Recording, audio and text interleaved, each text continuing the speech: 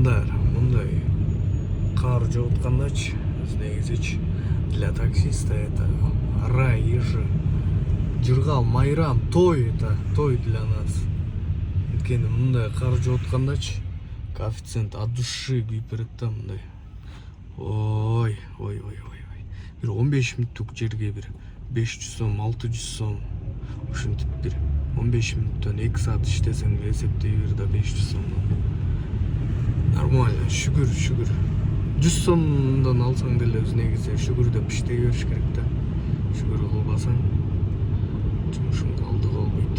Тапкан акчаң баары артка кете берет. Ошон үчүн 50 сом, 100 сом тапсаң деле шүгүр дей бериш керек. Бул эми просто видео подписчиктердин арасында көп да таксистер. Подписчигим арасында бир где-то 90% таксиста. 30 миң качан жетем мен ушул 30 миңге.